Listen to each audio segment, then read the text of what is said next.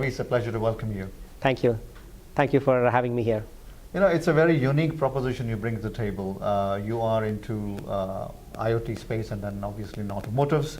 You gave your company the name called Savari, which is a universal name for transportation.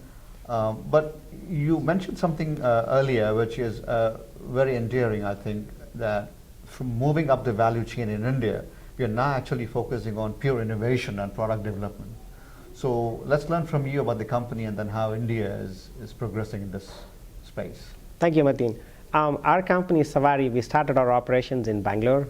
When we started off, the automotive industry was going through a recession, and most of the tier 1 suppliers were not interested in investing their money into advanced R&D. So this helped a door for a startup company like us to get into the domain, work with the automotive industry, and we've been doing this for almost 7 years, and we focused on providing core innovation in terms of integrating information to make cars safer to drive.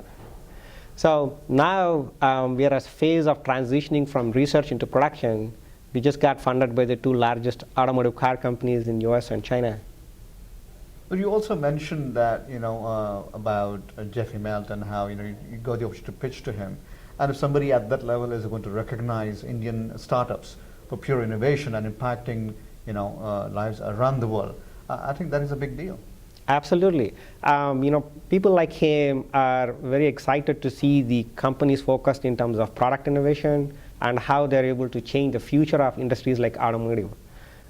Most of the car companies here are at a sort of a shock factor where companies like Google and Apple are trying to get into this industry.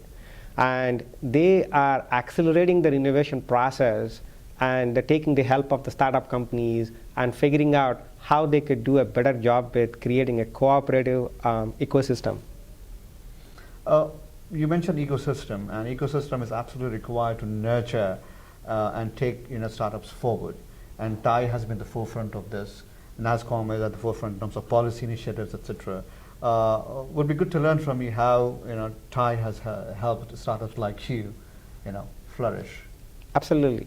I've been an entrepreneur for the last 10 years, and this is my second company. In both cases, TIE has played a huge role in connecting our company to the startup ecosystem, and they have also helped us to connect to mentors who provide a great deal in terms of helping us initiating not just the formation of the company, but how to move up the value chain by enabling our core potential.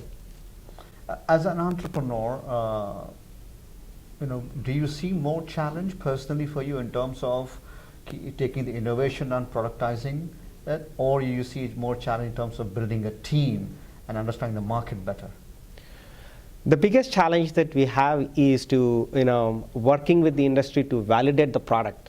I think there's a lot of innovation and teams can be built up. A team plays a huge role in creating a successful company, but it's also important that the industry recognizes you and figuring out what the uniqueness that the team is bringing into the industry. And that's the most important part, is to figure out, your existence, your identity in the industry.